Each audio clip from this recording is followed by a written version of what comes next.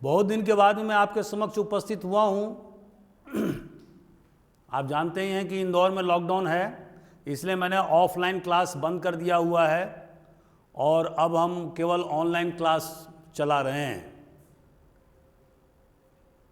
तो मैं उम्मीद करता हूँ कि आप हमारे साथ होंगे और इस त्रासदी के समय में भी आप अपना विश्वास नहीं खोएंगे और घर पर ही रह करके लगातार प्रयास करेंगे ताकि पढ़ाई में किसी भी प्रकार का डिसकंटिन्यूटी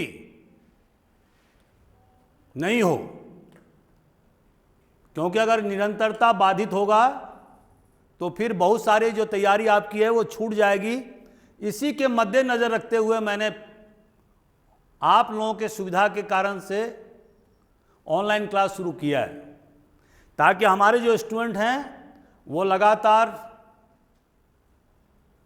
प्रैक्टिस करते रहें, हमारे संपर्क में रहें और जो हमारा जो ऐप है, जो अपने AJIS एकेडमी इंदौर का जो ऐप है, उस पर हम प्रतिदिन 100 क्वेश्चंस डालेंगे। आप उसका जवाब ज़रूर देंगे। रात में 8 बजे, 9 बजे, 10 बजे जब भी आपको मौका मिले आप उसका आंसर रात 11 बजे, 11:30 बजे से पहले आप दीजिए। मुझे खुशी होगी, इससे आपका लगातार प्रैक्टिस होता रहेगा। तो दोस्तों, आज जो हमारा जो टॉपिक है वो है कि भारत के संविधान का मूल्यांकन। पिछले 70 साल में हिंदुस्तान के संविधान ने किस प्रकार से काम किया है, तो उसके बारे में आज हम आगामी 1 घंटे तक हम आपसे चर्चा करेंगे। तो दोस्तों, आप जैसा कि जानते हैं कि हमारा संविधान का जो पहला अधिवेशन हुआ था वो कब हुआ था? अधिवेशन शुरू हुआ था कब? 9 दिसंबर 1946। ये संविधान सभा का गठन कैसे हुआ था? Under the cabinet mission plan. Cabinet mission plan के तहत में, कैबिनेट मिशन प्लान 1946। और जैसा कि आपको मैंने पहले के क्लास में बताया था कि इसका जो हेड था, जो चेयरमैन था, वो कौन था? Sir Pethick Lawrence. Cabinet mission का ये कौन थे? Secretary of state for India sir Pethick. दूसरे मेंबर, 3 मेंबर था इसमें। सर पैथिक लॉरेंस इसके हेड थे, दूसरा स्ट्रैफोर्ड क्रिप्स और तीसरा एवी अलेक्जेंडर।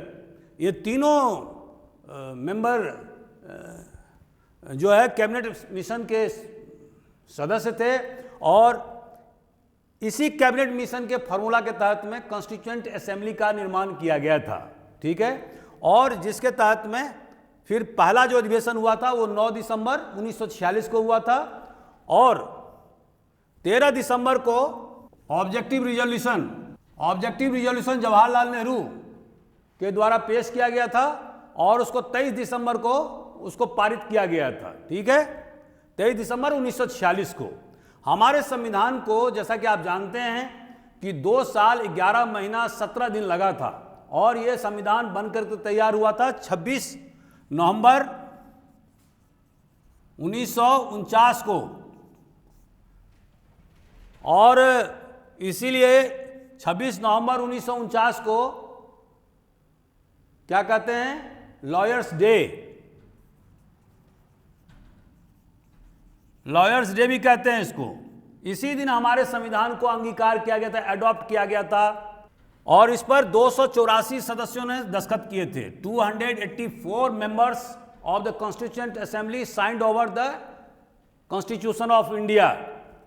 और इसके बारे में आपको मालूम ही है, आज BR अम्बेडकर का पुण्य, तो आपको पता है कि जो संविधान के जो ड्राफ्टिंग कमेटी थे उसके चेयरमैन कौन थे? BR अम्बेडकर। और ड्राफ्टिंग कमेटी का जो सेक्रेटरी था उसका नाम क्या था? BN राव। ये ICS थे और बहुत ही जीनियस थे BN राव। तो वर्चुअली में BN राव के द्वारा ही सबसे पहले ड्राफ्ट तैयार किया गया था। उसके बाद में फिर डॉक्टर BR अम्बेडकर ने उसको परिमार्जित किया, परिष्कृत किया और उनके साथ में जो बहुत सारे मेंबर, जो 5 मेंबर थे, उन्होंने उसको रिव्यू किया और फाइनली तैयार किया जाकर के फिर उसको कॉन्स्टिट्यूएंट असेंबली में डिबेट के लिए प्रस्तुत किया। तो इस तरह से हमारे संविधान का निर्माण हुआ। दोस्तों, ये तो मैंने आपको एक बेसिक चीज़ें बताई, और ये सब पॉइंट्स मैंने आपको इसीलिए बताया ताकि आपको प्रीलिम्स में काम आए। मैंने ऑब्जेक्टिव रिजोल्यूशन की बात बताई, तो आपको पता होना चाहिए कि ऑब्जेक्टिव रिजोल्यूशन का उल्लेख मैंने क्यों किया, क्योंकि बाद में जो प्रस्तावना, जो प्रियम्बुल जो भारत के संविधान में लिखा गया, वो बेसिकली ऑब्जेक्टिव रिजोल्यूशन का ही सार तत्व था। तो इसीलिए मैंने उसका उल्लेख किया, ठीक है। और उसमें ऑब्जेक्टिव रिजोल्यूशन के माध्यम से भारत के तत्कालीन प्रधानमंत्री ने किस प्रकार की शासन व्यवस्था हम चाहते हैं, उसका एक ब्लूप्रिंट खाका ड्राफ्टिंग कमेटी के समक्ष प्रस्तुत कर दिया कि आपको जो भी संविधान बनाना है वो इसी फ्रेमवर्क में बनाना है। तो दोस्तों, अब हम चलते हैं कि हमारा जो भारत का संविधान है उसका उद्देश्य क्या है, उसके दर्शन क्या है।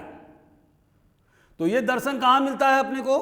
वो मिलता है प्रियम्बुल में, मतलब प्रस्तावना में।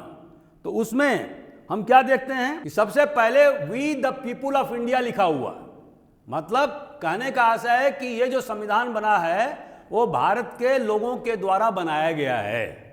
अर्थात ये जो सॉवरेंटी है, मतलब संप्रभुता जो है, वो भारत के लोगों के में विद्यमान है।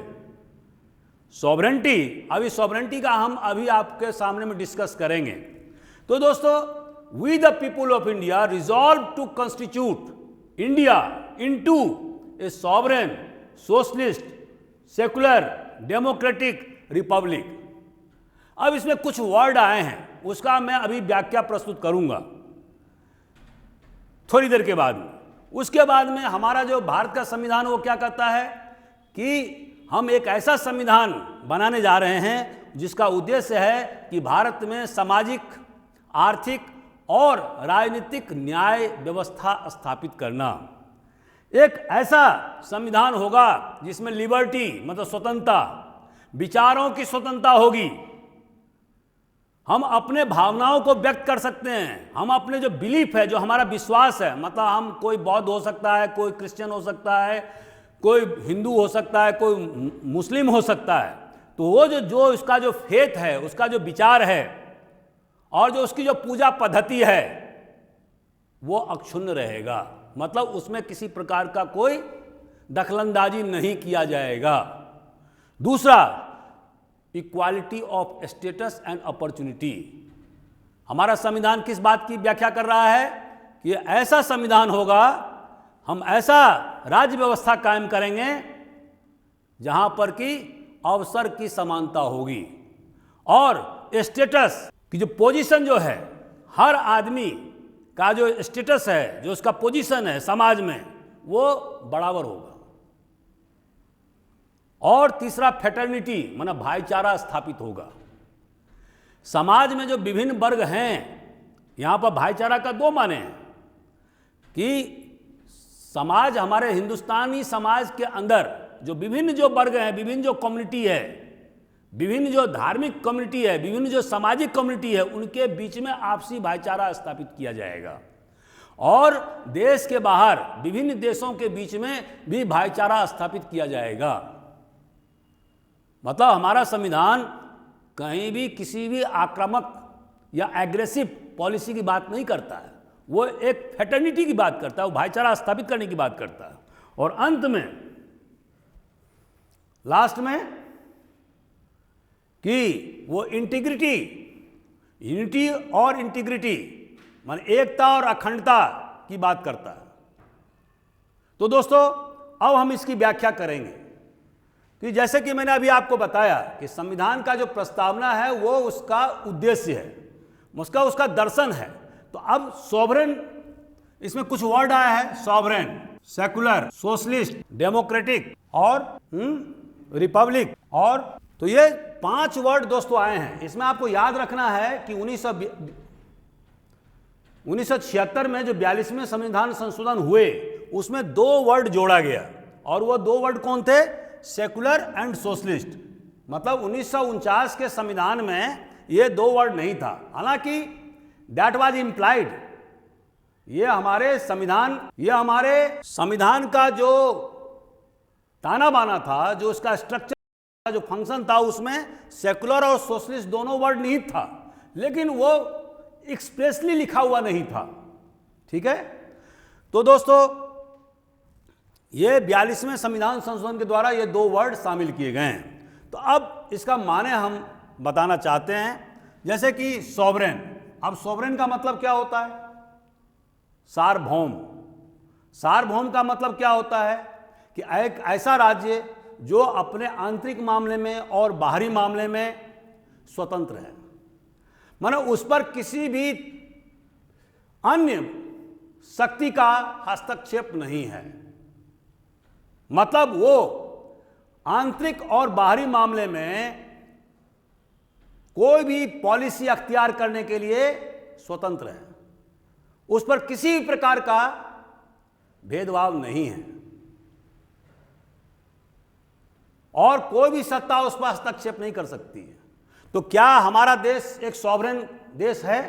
क्या हमारे भारतीय संविधान ने जो सॉवरेन मतलब सार्वभौम राज्य का जो अवधारणा प्रस्तुत किया था, क्या हमारा देश खड़ा उतरा इसमें? अब इसका मीमांसा हमें करना होगा।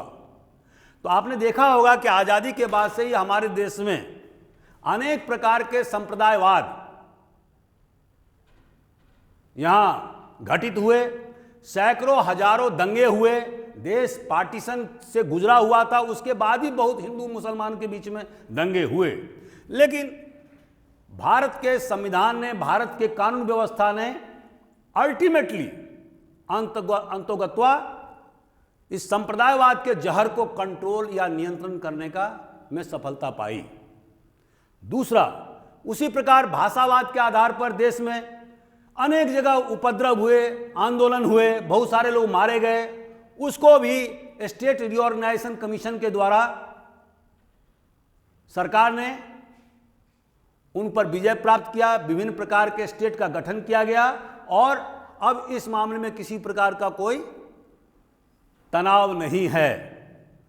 हालांकि छिटपुट अभी भी तनाव है, जैसे बोडोलैंड का मामला है, गोरखालैंड का मामला है, ये छोटे छोटे मामले अभी भी हैं। लेकिन जो विकराल स्वरूप आज़ादी के बाद हमारे देश में विभिन्न भाषाई तत्वों के द्वारा अख्तियार कर लिया गया था, उस पर नियंत्रण पा लिया गया है। दोस्तों, इसके बाद में आपने देखा होगा कि पंजाब में खालिस्तान राज्य की अवधारणा की गई थी और वहां पर आतंकवादी गिरोहों ने देश से अलग होने के लिए उन्होंने खालिस्तान का नारा बुलंद किया, लेकिन भारत राज्य की ताकत उन्हें ऐसा करने से रोक दिया। और आप सभी को मालूम है कि नहीं चाहते हुए भी भारत सरकार ने ऑपरेशन ब्लू स्टार चलाया और वहां जो विध्वंसकारी गतिविधियां जो चल रही थी स्वर्ण मंदिर के आसपास और जो आतंकवादी खुला चुनौती दे रहे थे, उस पर पूरी तरह से नियंत्रण पाया गया और आज पंजाब में अमन चैन कायम है। इसी तरह से आसाम में जो बाहरी बांग्लादेश से जो बाहरी लोग जो घुसपैठ करके आए थे 1985 के लगभग में, 1983 के लगभग में बहुत जबरदस्त आंदोलन चला था, सैकड़ों हजारों लोग मारे गए थे। लेकिन भारत सरकार ने वहाँ भी आसाम एकॉर्ड मतलब समझौता किया। उसके बाद मिजोरम आप देखते हैं लालडेंगा के नेतृत्व में, वहाँ भी विभाजनकारी तत्व बहुत जोर शोर से चला था, लेकिन भारत सरकार ने अंतोगत्वा मिजो के साथ में और उनके नेता लालडेंगा के साथ में समझौता करके और मिजोरम को एक पृथक राज्य का दर्जा दे करके वहां की समस्याओं को पूरी तरह से समाप्त कर दिया।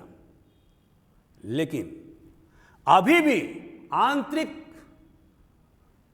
मामले में जहां तक हम देख रहे हैं कि जम्मू कश्मीर के मामले में पाकिस्तान से प्रायोजित जो आतंकवाद है पिछले 30 साल से खुल्लम खुल्ला कश्मीर में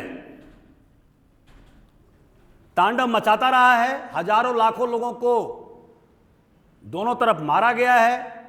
बहुत सारे पुलिस वाले भी मारे गए हैं, बहुत सेना के जवान भी घायल हुए हैं, बहुत सारे आतंकवादी भी मारे गए हैं। और सरकार ने अब क्या किया, 308 370 को समाप्त कर दिया और जम्मू कश्मीर का जो स्टेट का दर्जा था उसको यूनियन टेरिटरी में केंद्र प्रशासित क्षेत्र का दर्जा दे दिया। इसका परिणाम क्या हुआ? इसका परिणाम यह हुआ है कि अब जिस प्रकार से पहले इतने जबरदस्त आतंकवादी घटना चल रही थी, अब उस पर पूरी तरह से नियंत्रण स्थापित कर लिया गया है। लेकिन दोस्तों, एक जगह जो है अभी भी सरकार लगातार प्रयास कर रही है और वो है नक्सलवाद। जैसा कि आप जानते हैं कि ये नक्सलवाद अभी हाल में ही 22 पुलिस वालों की हत्या नक्सलियों के द्वारा किया गया बस्तर में, बीजापुर जिले के अंदर में, छत्तीसगढ़ राज्य में पड़ता है बीजापुर जिला। और पिछले 40 साल से ये नक्सलवाद जो है हमारे देश का एक बहुत बड़ा गंभीर मुद्दा है। पहले तो इसका प्रचार प्रसार बहुत ज्यादा था, खास करके आप जानते होंगे वेस्ट बंगाल में था, जहां पर से यहाँ इसकी उत्पत्ति हुई नक्सलवादी से। लेकिन अभी जो है वो नक्सलवाद केवल बस्तर और उड़ीसा के भूभाग में और महाराष्ट्र के कुछ इलाकों में, गढ़चिरौली वगैरह में अभी एक्टिव है, लेकिन बाकी जगह जो है उन पर नियंत्रण पा लिया गया। लेकिन अभी भी ये सरकार के लिए बहुत जबरदस्त चुनौती है और इसको नियंत्रण करना बहुत जरूरी है, ताकि ये जो अपनी जो ये नक्सलवादी लोग जो अपनी मनमानी चलाते हैं, अपना कोर्ट, लोकल कोर्ट का संचालन करते हैं, जहां पर कि राज्य की सत्ता को चुनौती दिया जाता है, तो उसको कंट्रोल करना बहुत जरूरी है। और मुझे उम्मीद है कि कुछ दिनों में इस पर भी काबू पा लिया जाएगा। तो दोस्तों, इसी तरह से हम बाहरी मामले में क्या देखते हैं, जब हमारा देश आजाद हुआ तो उस समय में कोल्ड वार का जमाना था। विश्व जो है ना दो भागों में विभाजित हो गया था। एक का नेता जो था वो सोवियत यूनियन था और दूसरे का नेता अमेरिका था, क्योंकि ब्रिटेन हालांकि वार जीत गया था, सेकेंड वर्ल्ड वार, लेकिन उसकी आर्थिक स्थिति पूरी तरह से चरमरा गई थी और वो अपने कर्मचारियों और सेना को तनख्वाह देने की स्थिति में भी नहीं रह गया था।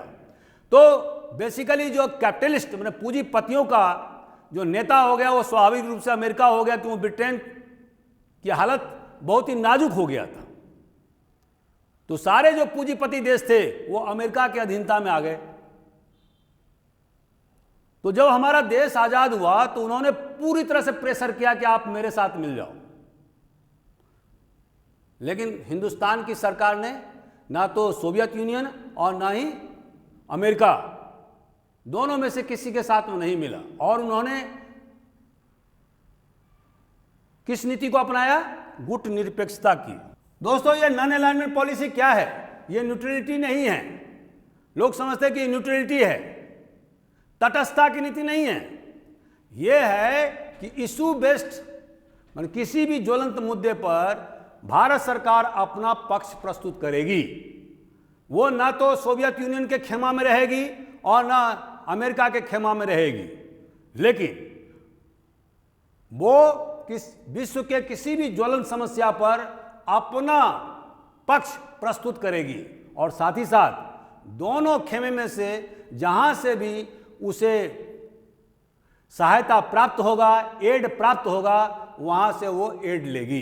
क्योंकि भारत 200 वर्षों के गुलामी के बाद में आजाद हुआ था, उसे नवनिर्माण करना था, उसको पूंजी की आवश्यकता थी और इसीलिए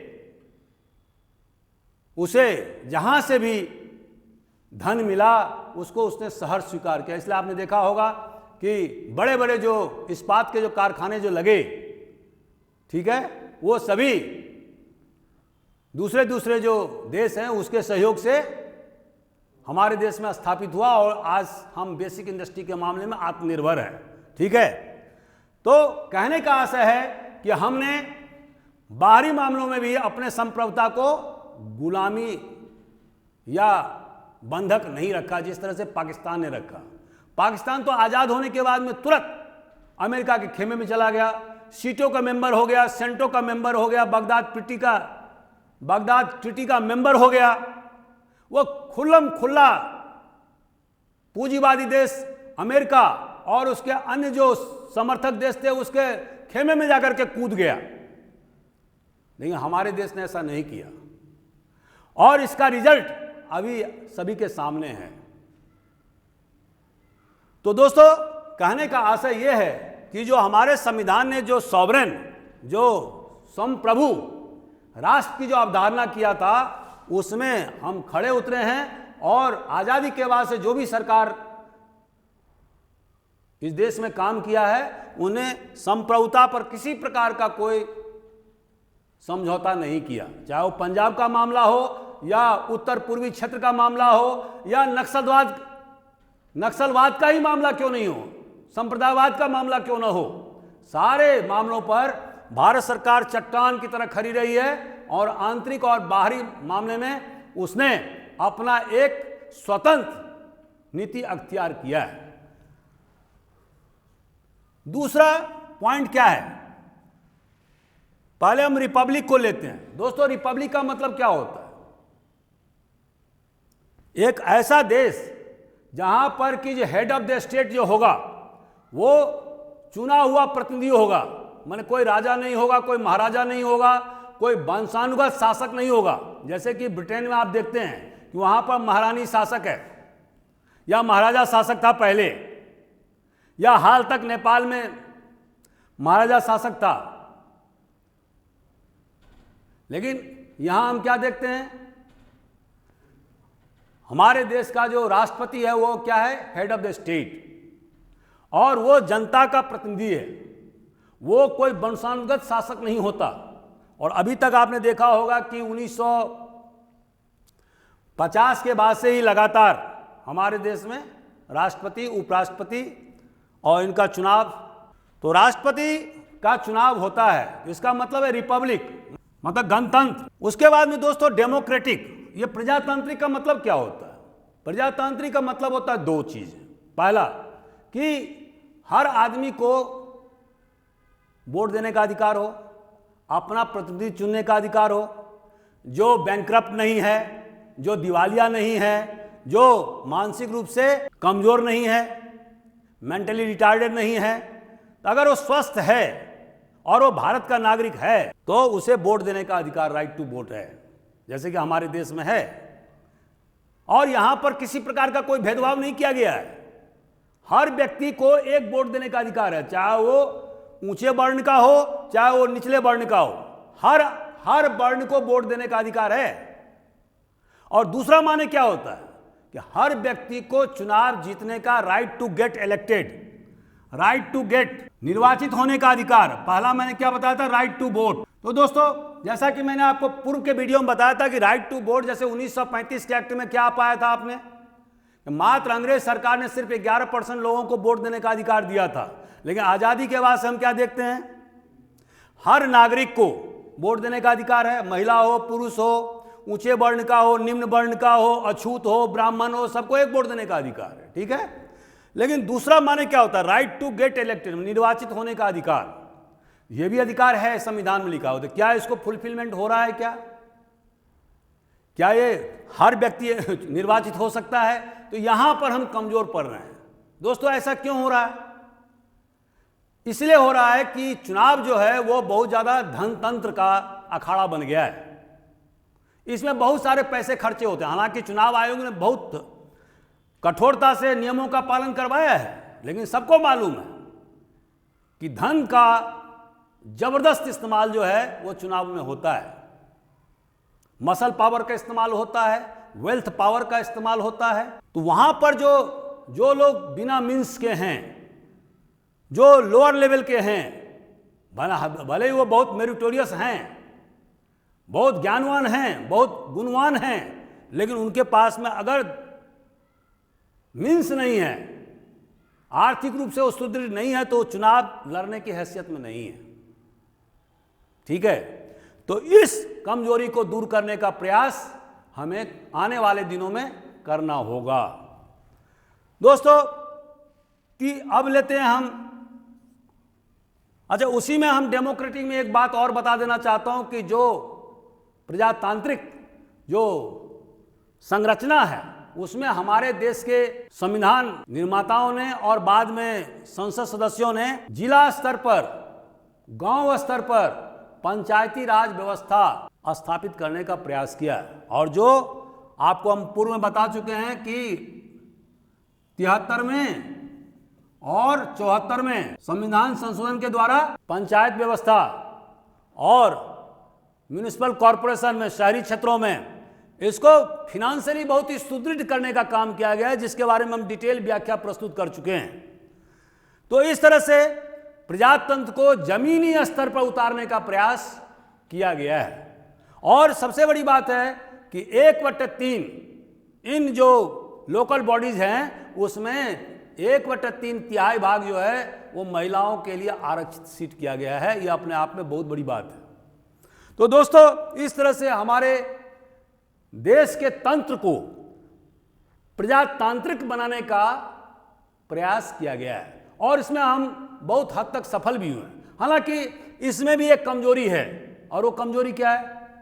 अभी भी अगर आप देखेंगे तो लोकसभा में और राज्यसभा में महिलाओं का जो प्रतिनिधि है वो बहुत ही कम है। ठीक है, अगर आप पाकिस्तान से ही तुलना कर लें तो आपको हमारे हिंदुस्तान में महिलाओं का प्रतिनिधि कम मिलेगा। ये एक सोचनीय प्रश्न है और इसको जल्दी से जल्दी इसको दूर करने का प्रयास किया जाना चाहिए। दोस्तों, अब हम लेते हैं सोशलिस्ट। सोशलिस्ट मतलब क्या होता है? What is this? इसका सबसे इंपॉर्टेंट जो व्याख्या है वो है directive principles of state policy, राज्य के नीति निर्देशक सिद्धांत के आर्टिकल 39B(c) और 39A। दोस्तों, बी और सी मतलब क्या होता है?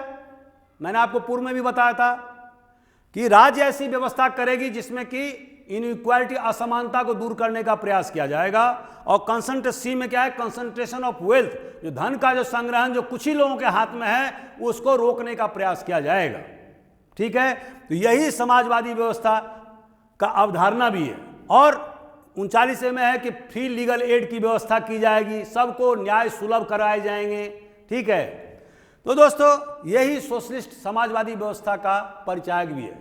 लेकिन इसका मतलब यह नहीं है कि जो बड़े बड़े जो धनना सेठ हैं, जो बड़े बड़े पूंजीपति हैं, उनके धन जो हैं वो सीज करके, उनको जब्त करके गरीबों में बांट दिया जाए। इसका मतलब यह नहीं होता। This is wrong, this is the socialism of poverty. इसका माने यह नहीं होता है। इसका माने यह होता है कि राज्य एक ऐसा व्यवस्था करेगी जिसमें कि एक निचले तबके के लोगों को भी, जो सबसे जो समाज के जो अंतिम छोर पर जो आदमी खड़ा है, उसको भी रोटी, कपड़ा, मकान, रोजगार, शिक्षा और स्वास्थ्य, ये 6 प्रकार की बुनियादी आवश्यकताओं को। तो दोस्तों, क्या हम इन 6 प्रकार की बुनियादी व्यवस्थाओं को पूरा कर चुके हैं? तो मेरा उत्तर यह है कि अभी भी शासन को या सरकार को काफी इसमें काम करना है। सरकार ने बहुत ज्यादा प्रयास किए हैं, ऐसा नहीं है कि नहीं किया है, बहुत ज्यादा प्रयास किया है।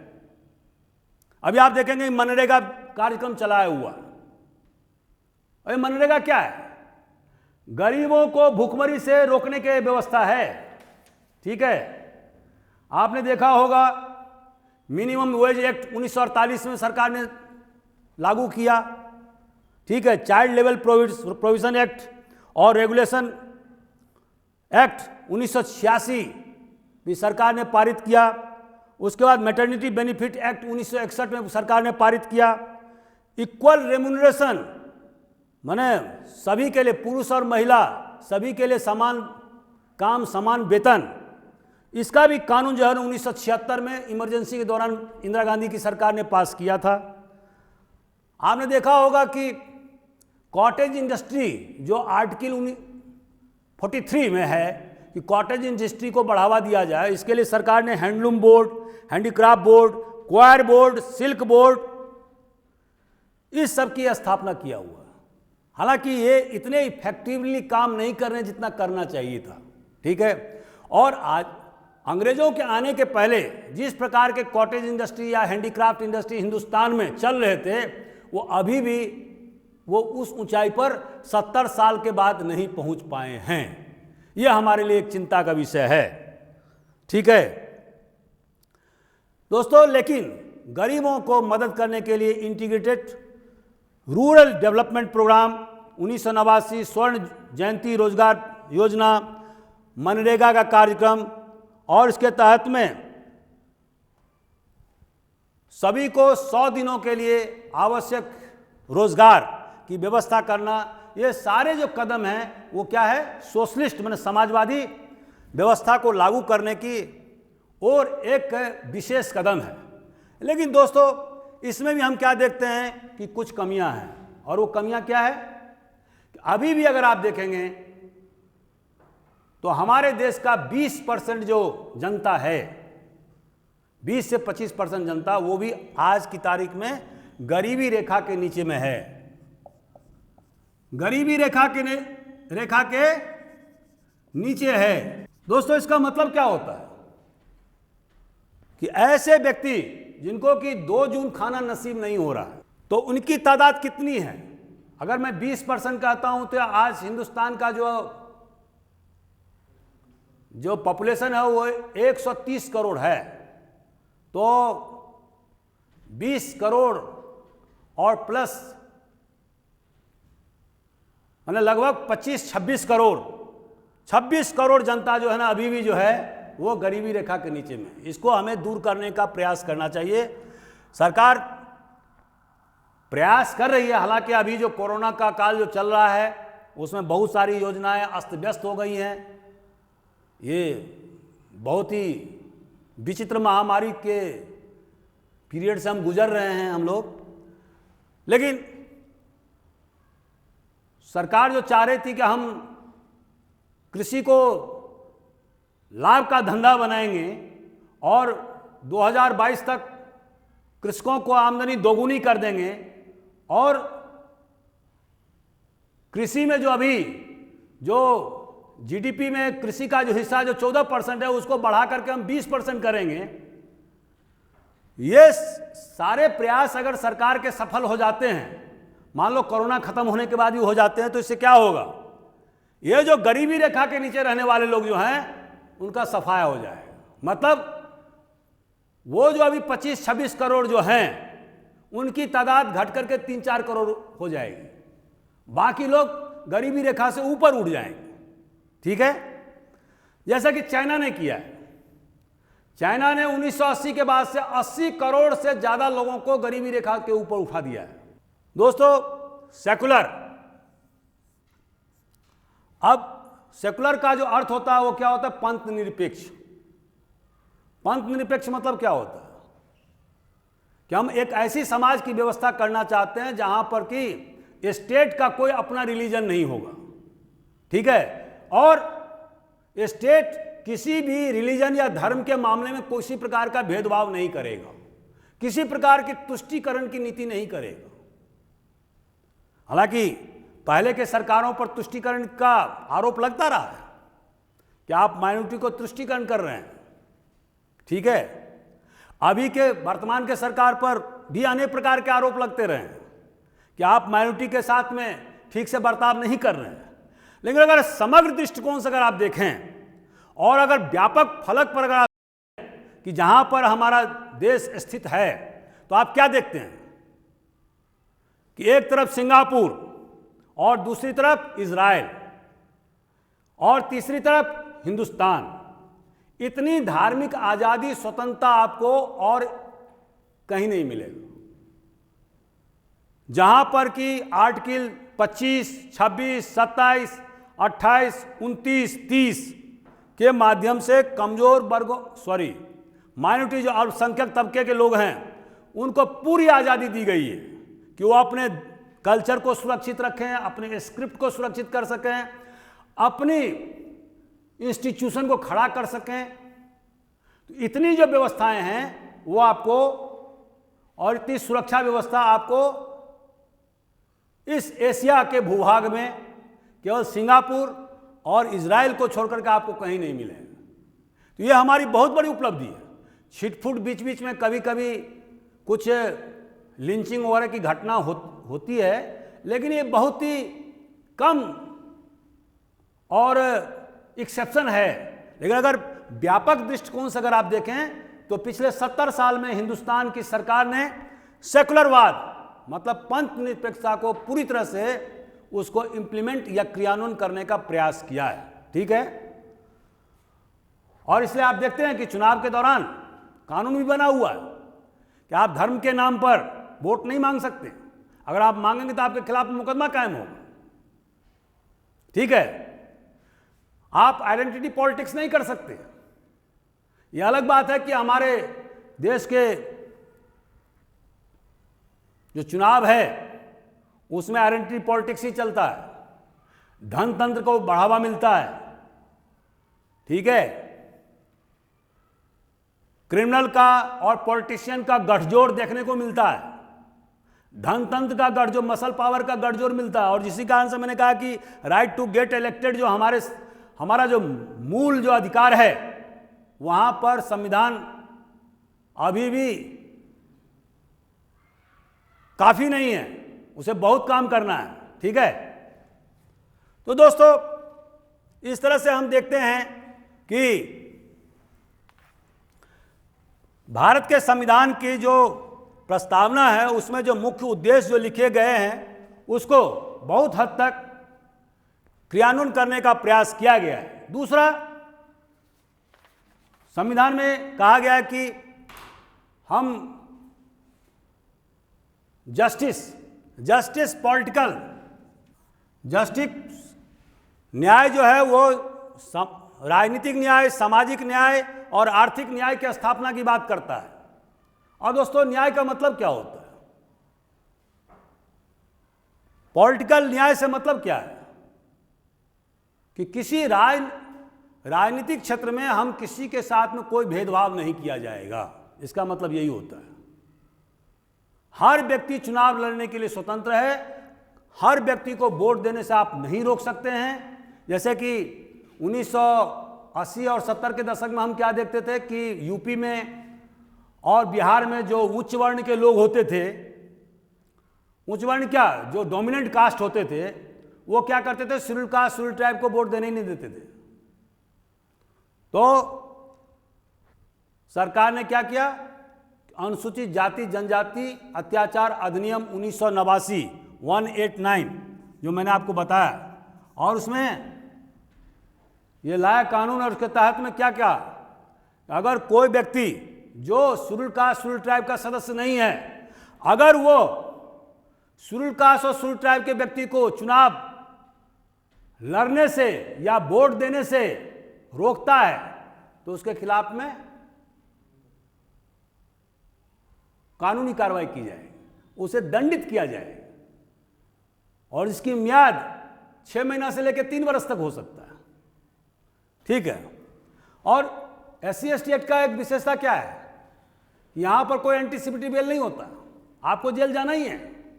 और ऐसी स्थिति में हम क्या देखते हैं, इस एक्ट के पास होने से मायावती जो बहुजन समाज पार्टी की नेता है, यूपी जैसे विशाल राज्य का 4 बार मुख्यमंत्री बनी, जिसकी आबादी पाकिस्तान से भी ज्यादा है यूपी की, वो 4 बार एक शेड्यूल कास्ट की महिला जो है यूपी जैसे विशाल राज्य का मुख्यमंत्री बनती है। तो ये मुख्यमंत्री कैसे बनती है, क्योंकि जो पहले जो डोमिनेंट कास्ट के लोग हरिजन या आदिवासियों को वोट नहीं डालने देते थे, अब इस एक्ट के कारण अब वो रोक नहीं पाए। तो इस तरह से हम क्या देखते हैं कि पॉलिटिकल जस्टिस की बात जो है वो हमारे संविधान ने स्थापित किया। दूसरा, सोशल जस्टिस का मतलब क्या होता है? सोशल जस्टिस का मतलब होता है दोस्तों कि किसी तरह का छुआछूत नहीं हो, भेदभाव नहीं हो, ऊंचे और नीच वर्ण में किसी प्रकार का कोई अंतर नहीं हो, समाज का हर वर्ग एक जैसा हो, सबको अवसर की समानता मिले। तो क्या सोशल जस्टिस हमने प्राप्त कर लिया? तो इसका उत्तर होगा कि अभी हम प्राप्त तो किए हैं लेकिन पूरा प्राप्त नहीं किए हैं। आपने देखा होगा कि सोशल जस्टिस प्राप्त करने के लिए सरकार ने 1955 में protection of civil rights, protection of 1955, ये छुआछूत के मामला जो अपनाते हैं उनके खिलाफ में कार्रवाई करने का अधिकार देता है। और उसके बाद में SC/ST एट्रोसिटी एक्ट का तो हमने अभी बताया ही आपको। तो इससे बहुत हद तक जो है वो सामाजिक जो भेदभाव था उसको नियंत्रित किया जा सका। उसके अलावा जो सोशल, जो पॉजिटिव, जो डिस्क्रिमिनेशन की बात जो मैंने उस दिन बताया था, उसके आधार पर जो हमारे समाज के जो कमजोर वर्ग के लोग हैं, जैसे schedule caste, schedule tribe, women of all classes, या जो फिजिकली चैलेंज पर्सन हैं, जो जिसको दिव्यांग बोलते हैं आजकल, तो उनको भी रिजर्वेशन देने का काम सरकार के द्वारा किया गया है ताकि वो समाज के मेन स्ट्रीम के हिस्से बने। और इसी के तहत में हम देखते हैं कि ये जो कमजोर वर्ग के लोग हैं, बहुत सारे जगह कलेक्टर, पुलिस अधीक्षक और सरकार के विभिन्न ऊंचे ऊंचे पदों पर भी वो आज की तारीख में कायम हो गए हैं। दोस्तों, तो इस तरह से क्या इकोनॉमिक जस्टिस, जो आर्थिक क्षेत्र में जो जस्टिस है उसको पूरा किया गया है? तो मैंने अभी आपको बताया कि जस्टिस को कोशिश तो की गई है, लेकिन अभी भी हम आर्थिक क्षेत्र में जो न्याय जो है वो हम पूरी तरह से प्राप्त करने में सफल नहीं हुए हैं। और हम क्या देखते हैं कि धन का संग्रहण जो है ना कुछ लोगों में बढ़ता ही जा रहा है। अगर आप ध्यान से देखेंगे तो आपको पता लगेगा कि 30% जो हिंदुस्तान का जो ऊंचे तबके के लोग हैं, 30%, उनके पास में 70% जो है ना रिसोर्सेज हैं, और 30% जो गरीब तबके के लोग हैं, माने 70% जो नीचे तबके के लोग हैं, उनके पास मात्र 30% रिसोर्सेज हैं। ये जो रिसोर्सेज का, जो संसाधन का जो असमान जो वितरण है, वो जो समाज, जो आर्थिक न्याय है, उसको प्राप्त करने में बहुत बड़ा बैरियर का, मतलब बाधा का काम कर रहा है। ठीक है, तो इसे दूर करने का प्रयास करना होगा। इसी तरह से हमारा संविधान जो है वो equality of status, equality of status and opportunity की बात करता है, फ्रेटर्निटी की बात करता है, ना भाईचारा। तो क्या इक्वालिटी ऑफ स्टेटस, जो हमारा जो समाज में सबका दायरा, जो समानता है, वो क्या प्राप्त हो गया? क्या हम उस दिशा की ओर अग्रसर हैं? तो इसका जवाब यह है कि संविधान इसमें पूरी तरह से अभी भी सक्षम नहीं हो पाया है। कि समाज में जो ऊंचा और नीचे का जो खाई है वो दिन ब दिन बढ़ता जा रहा है। हालांकि सरकार ने विभिन्न प्रकार के सकारात्मक भेदभाव, जिसको पॉजिटिव डिस्क्रिमिनेशन कहते हैं, उस पॉलिसी को भी चला है, लेकिन जैसा कि आप जानते हैं कि सरकार के पास सरकारी नौकरी होती है, अब वो एक लिमिटेड उसका क्षेत्र होता है। आज का जमाना क्या है? LPG का जमाना है, लिबरलाइजेशन, प्राइवेटाइजेशन, ग्लोबलाइजेशन, जहां पर कि रोजगार के असीमित साधन है और इसमें सरकार का तो कोई नियंत्रण है नहीं। तो यहां पर जो कमजोर वर्ग के लोग हैं वो पिछड़ जा रहे हैं। और अभी आप देखेंगे कि 2 करोड़, 4 करोड़, 5 करोड़ का जो पर्क्स फैसिलिटी जो प्राइवेट सेक्टरों के जो द्वारा दिया जा रहा है, वहां पर अगर आप SC/ST या वीकर सेक्शंस के लोगों को का अगर आप एनालिसिस करेंगे तो आप देखेंगे ये कहीं नहीं है। ऐसा क्यों है? वो इसीलिए कि इक्वालिटी ऑफ स्टेटस को प्राप्त करने में हम असफल रहे हैं। क्यों? कि समाज में जो समानता है वो बढ़ती ही, माना उसका जो खाई है, असमानता की खाई बढ़ती ही गई है। तो इसका क्या मतलब हुआ? मतलब ये हुआ जो आर्टिकल 39B और C, जो directive principle of state policy है, उसको इंप्लीमेंट हम नहीं कर पाए हैं। इस ओर हमें अग्रसर होना पड़ेगा। दूसरा, फ्रेटर्निटी की बात दोस्तों, भाईचारा की बात करता है, जैसे मैंने अभी आपको बताया। लेकिन अभी आप क्या देख रहे हैं कि समाज में वोट पॉलिटिक्स के द्वारा, इलेक्शन पॉलिटिक्स के तहत में क्या देखते हैं कि समाज में बिलगाव होता जा रहा है। जैसा कि मैंने एक पूर्व के वीडियो में कहा था कि वर्टिकल जो कास्टिज्म है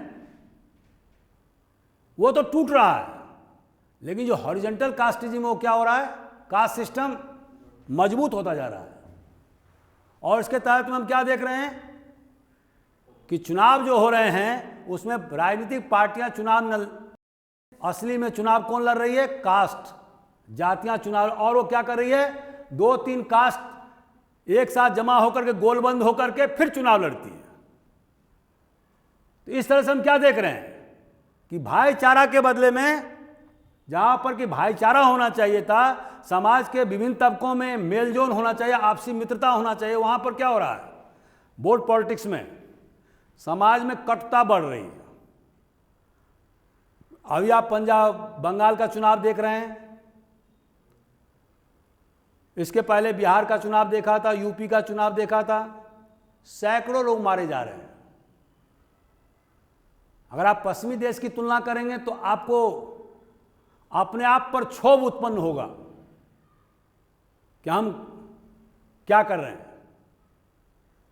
ब्रिटेन में चुनाव होता है, अमेरिका में चुनाव होता है, कोई नहीं मारा जाता, एक आध घटना होती है। और यहां क्या हो रहा है, प्रत्येक दिन घटना हो रही है और सैकड़ों हजारों के तादाद में लोग मारे जा रहे हैं।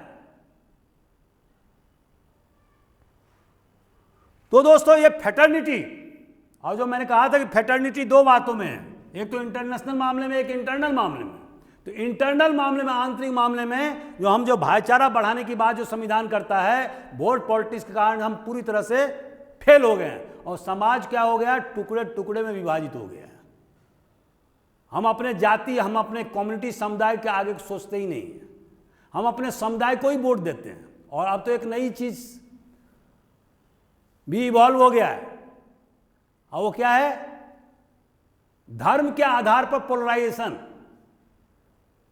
और आपने पिछले चुनाव में देखा होगा कि धर्म के आधार पर पूरी तरह से पोलराइजेशन हो, ध्रुवीकरण हो गया। तो ये एक खतरनाक चीज है और इससे हमारा जो फ्रेटर्निटी, जो संविधान जिस बात की ओर इंगित कर रहा है, उस पर वो सेंध लगा रहा है। उसको जितना जल्दी खत्म करना होगा उतना ही देश के विकास के लिए वो ठीक रहेगा। ठीक है, पिछले 70 साल में जुडिशियरी ने बहुत जबरदस्त काम किया, जिसके बारे में हम कहना आपको भूल गए थे। और जुडिशियरी ने यह स्थापित किया, जैसे मैंने आपको विभिन्न कोर्ट केस के बारे में बताया, कि वो संविधान का सबसे बड़ा प्रोटेक्टर है। ठीक है, उसके रहते संविधान में किसी प्रकार का कोई इंटरफेरेंस नहीं हो सकता है। और केशवानंद भारती के मामले में तो उसने स्पष्ट कह दिया कि basic structure of the constitution can not be altered, किसी भी हालत में उसको चेंज नहीं किया जा सकता है। अगर पार्लियामेंट के द्वारा या एग्जीक्यूटिव के द्वारा चेंज किया जाता है तो ऐसी स्थिति में उसको जुडिशियल रिव्यू के तहत में उसको नल एंड वॉइड किया जा सकता है, पहला। दूसरा, उसने एक PIL का कंसेप्ट लगाया, पब्लिक इंटरेस्ट लिटिगेशन। और इसमें दोस्तों क्या किया, जो आर्टिकल 32 में है संवैधानिक उपचार का कानून जो सुप्रीम कोर्ट को मिला है, तो उसमें PIL में उन्होंने क्या किया, जो लोकस स्टैंडाई जो मैंने उस दिन पढ़ाया था, लोकस स्टैंडाई, उसको क्या किया उन्होंने, रिलैक्स कर दिया। अब मान लीजिए कि कोई व्यक्ति बेसहारा है, कमजोर है, सुप्रीम कोर्ट में अप्रोच नहीं कर सकता है, और कोई पब्लिक स्पिरिटेड व्यक्ति है तो वो उसकी तरफ से रिट पिटीशन दायर कर सकता है। And that is called locus स्टैंडाई का रिलैक्सेशन। पहले क्या था कि जो व्यक्ति विक्टिम है वही कोर्ट में केस दायर कर सकता था। अब इसके तहत में क्या हुआ कि PIL के तहत में कोर्ट के अधिकार जो है ना असीमित हो गए, और इसके तहत में बड़े बड़े मामलों को सुप्रीम कोर्ट ने, हाई कोर्ट ने निपटारा किया। लेकिन इसका एक माइनस पक्ष भी है जुडिशरी का, और क्या है दोस्तों, आप जानते होंगे कि लगभग 3 करोड़ केस पूरे हिंदुस्तान में अभी पेंडिंग चल रहा है। ठीक है, इसमें कि पुलिस प्रशासन का भी दोष है, क्योंकि वो हर केस को जो है वो कोर्ट पर छोड़ देते हैं।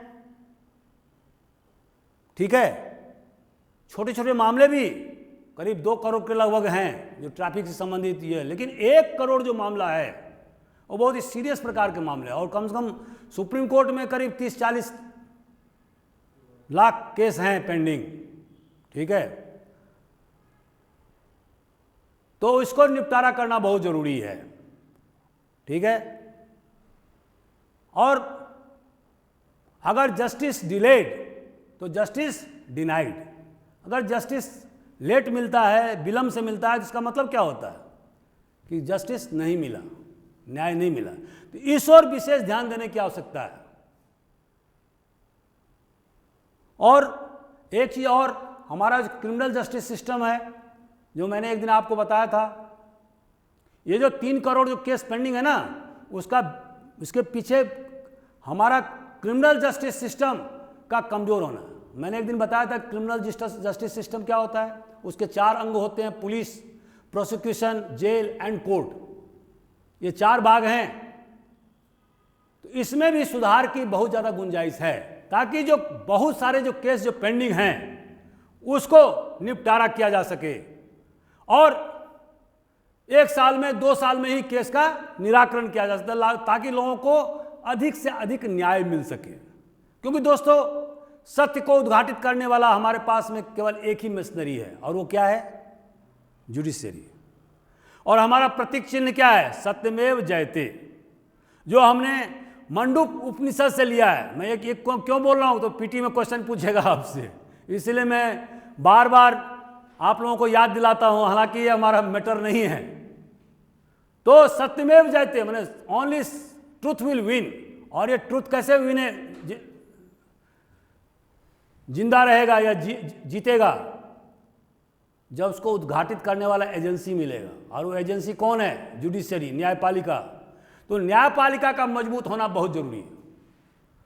तो संविधान को इस ओर विशेष ध्यान देने की जरूरत है। तो दोस्तों, आज का हमारा वीडियो कैसा लगा? अगर आपको ये अच्छा लगा तो आप जरूर इसको लाइक करें, सब्सक्राइब करें, शेयर करें, अधिक से अधिक लोगों को हमारी बात पहुंचाएं। Thank you very much. Thank you.